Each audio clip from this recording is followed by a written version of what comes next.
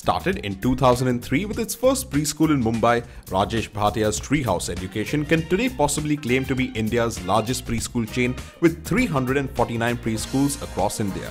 In an age where internet and tech startups have typically got investor interest, Treehouse has successfully been able to rake in investors. Matrix partners have been the most enthusiastic in this business, infusing them in Series A, and then along with Foundation Capital and Omidyar Network funded them in Series B and C. The company hit the bourses in 2011, raising 112 crore rupees. Even after the IPO, the company has seen investments from Aditya Birla Private Equity and Omidyar. By the end of financial year 2012, the company made revenues of 77 crore rupees and profits of 21.5 crore rupees. VCCircle caught up with the founder Rajesh Bhatia to talk about the company's ambitious 5-year plans, the dynamics of the preschool market, and his plans for philanthropy. Where does the company go forward in terms of, do you want to diversify, do you want to take this online? What is the next step for Treehouse? Okay, thanks for inviting me. I would say that we are very happy to be in the space we are. We continue to be doing what we know best. We will stick to the core, knitting of the company, which is preschools. For us, preschools is our bread and butter business, and we understand that like nobody else. Treehouse is the largest self-operated preschool chain in India. We now have close to around 280 of our self-operated preschools out of the 349 that are running across the country. We would say that... so these are not franchises? 280 odd are company operated. We believe that the market potential as per the CRISIL report over the next 3 to 4 years is going to grow exponentially from roughly around $1 billion US to around $3 billion US. The market is definitely moving towards branded preschools. The consumer is getting more interested in sending their children to a preschool chain which is pan-India, where there is semblance of curriculum content which is uniform across markets, with a little bit bias on cultural integration in terms of regional language and regional culture preferences.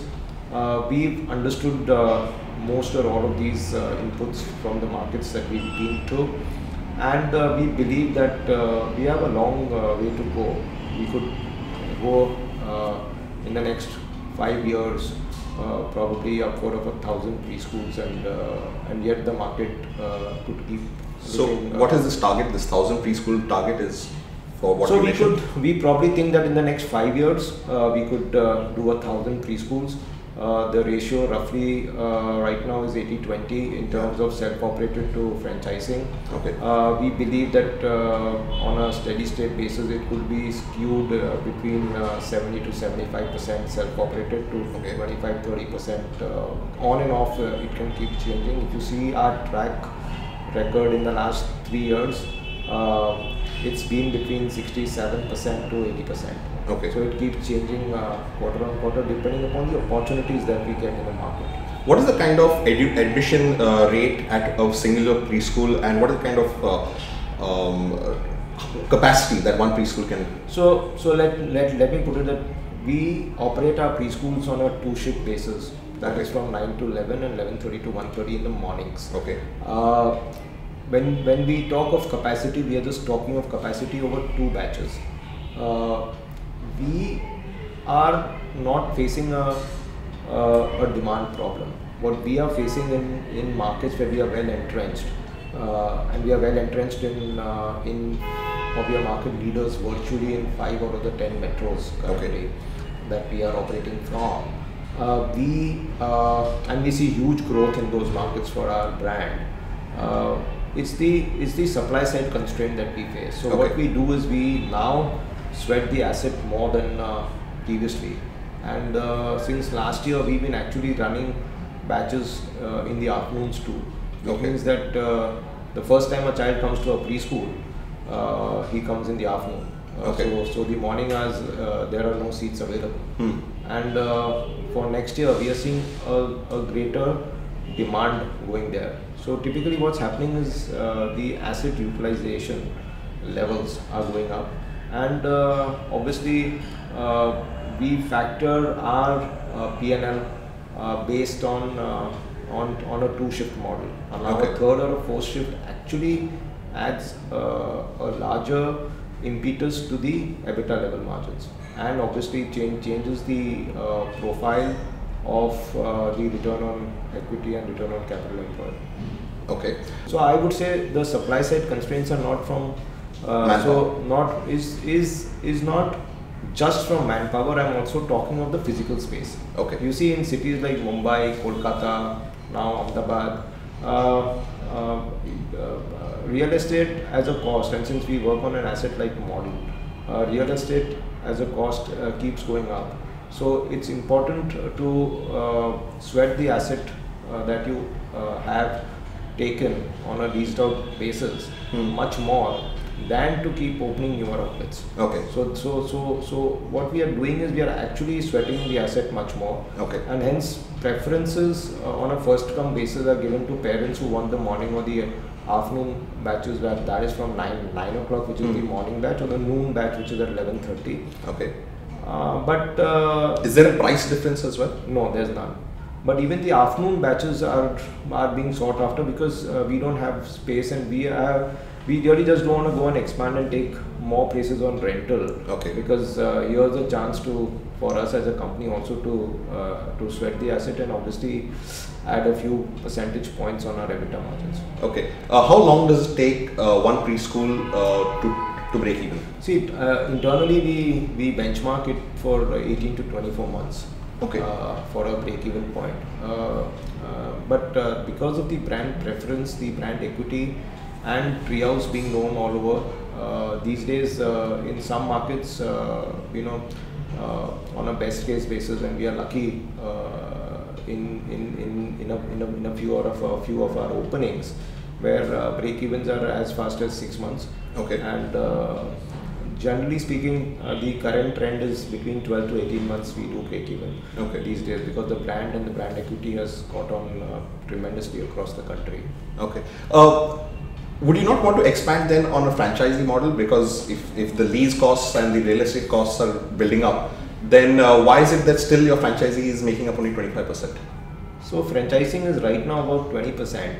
We do franchise, but in tier 2, tier 3 or tier 4 cities. The whole model of franchising for us is not so gung-ho currently, because first and foremost, we don't want quality dilution. Okay. Having said that, if you see our EBITDA margins, which are upward of 55%, why would we give a business for a couple of lakhs on a 4-year or a 5-year or a 3-year period on a one-time upfront fee with a 20-25% royalty? If we can make 60% shareholder value for annuity basis. So the whole idea here is that so long as we can do it ourselves, we would go ahead and do it. Now in far-flung rural or semi-rural areas where density of populations are below 50,000 or so, it is difficult for us to reach. Having said that, since it's difficult to reach these places, if we get the right partner, as I'm saying, and we believe that the person over there is going to do as much justice to the brand as we do, and is going to run the schools as passionately as we do. It's not just the money that he's going to give us for the brand fee. It's more also to see that he's going to hold our brand equity the way we cherish it for our consumers, for our children, for our parents, and obviously for our equity holders. Give me an understanding of how this market works, because you said in some places, in some urban places, you are still not, or you are growing strongly, but you are still not a market leader in that space. Who are the other kind of competitors in this space? So there are other franchisee companies, lots of them are there.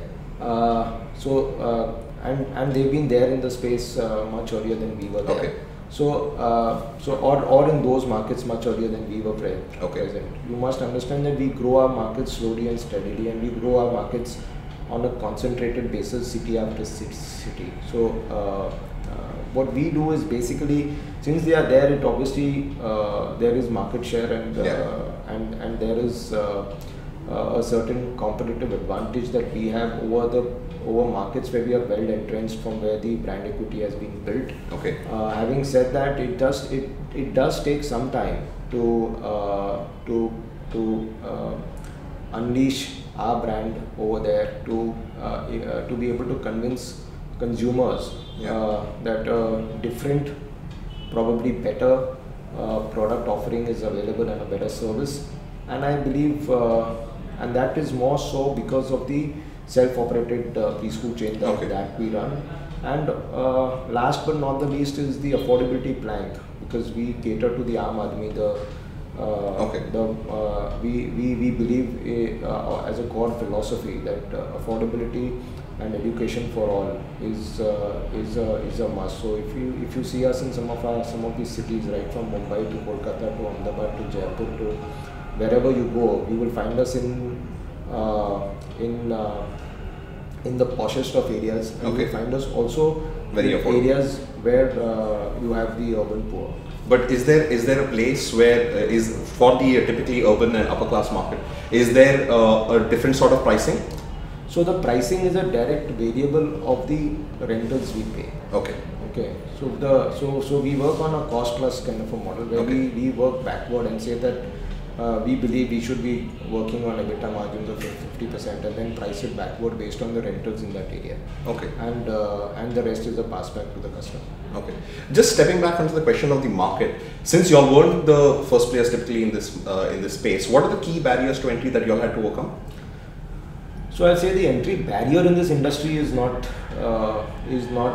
much. Anybody can just start a preschool or can even try and scale up a preschool chain. Is there requirement of a strong brand name to attract customers then? So you've got to build the brand name. So you don't have a brand name right in the beginning. So you've got to build it from scratch, because and that takes time. It's not like you just come with some name and then everybody says, because people have to experience your product, people have to experience your service, and I think it's the market vote that makes a brand or just takes it out of the market. So I think over the last 9 years that we've been existent, this is our 10th year, the brand has grown phenomenally because of the differentiating product offering that it gives, the quality of service that it is offering, and obviously the big vote comes from the thousands of children, their parents, grandparents who experience Treehouse as a company, and the word of mouth is very important in this business. So I think all of that is working in our favor, and that's how we are growing that rapidly compared to the rest of the competition. Okay. Coming to your question on entry barrier, yes, I would say there is not really an entry barrier, but what we've done at Treehouse is that in every single city we built a moat, which is so solid and so strong that that the competitive advantage and the outcomes that we get from the moat that we've built is very difficult for a competitor to barge in, because the kind of competitive pressures that we as a company would also provide or give are going to be really quite significant. And if the product experience and the product offering is so solid that thousands of parents are already glued on to your brand, shaking them out of that is can take a number of years. And how many children does Treehouse cater to today? So between our preschools and our franchisees and our K-12 school management services, we are roughly in the region of around 35,000 odd children. And how much can you increase that, say, in the next financial year? So we grow, like I said, we grow at 25-30%, and that's a reasonably good growth, because the scale is now pretty large. If it was a small number, then the growth would be larger. But on a relative scale basis, we would say conservatively it would be 25-30%. But if we are able to maintain this 25, the most important issue is to maintain and sustain it. If we are able to sustain growth at 25-30% for the next 5 years, I think I think in the next 3 to 4 years, on a simple math, we would be at 100,000 students, and that 100,000 students, okay. which is very substantially large. Yes. If you see, on this part of the planet, in India or in Asia, we probably will be the number one preschool chain, okay. catering to kids on a self-operated basis. Now you've got a 5-year plan of 1,000 preschools, and you've been very successful in raising money also through the venture capital route. Matrix Partners has been typically interesting in many rounds. You've done 5 rounds of funding now before the IPO? No, we did 3 rounds of funding before the IPO. The first round, Matrix Capital Partners invested. In the second round, Matrix Capital Partners invested, but the second round was led primarily by Foundation Capital. Okay. They put in 40 crores. Together they put in 40 crores. Okay. The third round was more like a pre-IPO round, wherein which was led by Omedia and Networks, and Foundation and Matrix also put in some more money. Okay. So every single round, Matrix put in money. In both the rounds, Foundation, when they came, they put in money. Omedia put in money, and recently, after we got after doing the IPO, we just did a preferential offering a couple of 2.5 months back, where Omedia again participated. Okay. As promoters, we also participated, me and my wife, and we had a new investor in the form of Aditya Birla Private Equity, who also participated. Okay. So yeah, there and so safe to say that the company is well stocked with cash and funds. Yeah, company is well stocked. So we are a net zero debt company. Okay. We continue to have strong cash flows and a strong business. What would your target be for next financial year? See, we believe that on a steady state basis, and we are more interested in sustainable growth. Okay. See, and on a real life model, and this is how the real world and real businesses work. We believe we would be able to grow top lines conservatively at around 20-25%, and we would grow bottom lines by roughly around 40 to 50%. Okay. My last question to you, sir, would be what is the milestone that you would want to reach next? See, the next thing that we are doing, and that's a good question, is as a company, we formed the Treehouse Foundation, which is a corporate social responsibility of Treehouse. It's payback period for Treehouse to give back to the society. Okay. We've been catering to the middle class population of every single city we are in. We started with the city of Mumbai.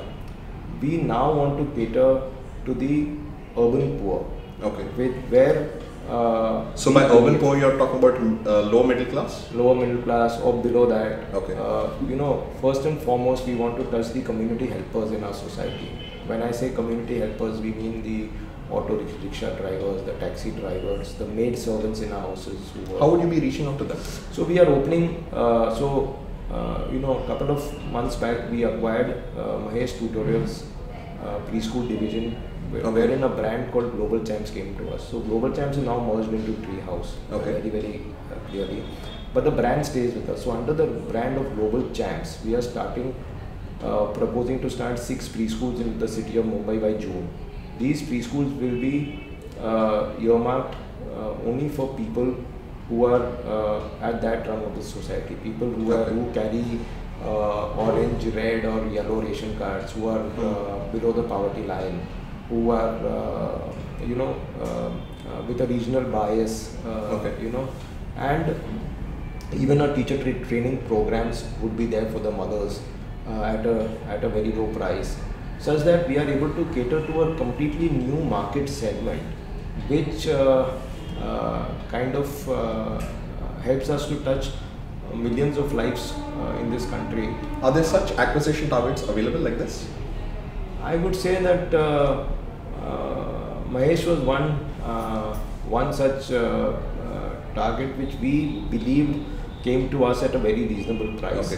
And we are very conservative, like I said, in what we acquire also, because it has to be first and foremost adding to our presence. It should be a geographical fit. It should be a cultural fit also. And at the same time, it should get integrated into our current system. At the same time, it should not hurt our balance sheet in terms of the monies that we pay for such an acquisition. Okay. We look at a number of things before we do an inorganic kind of a growth. We are more organic guys, and we believe that we can keep growing organically at a steady pace. Okay. So would it be justified in saying you could do this much better on your own rather than actually looking out, or there are no targets there? We believe that there is nobody in this segment, particularly in the preschool segment, Okay.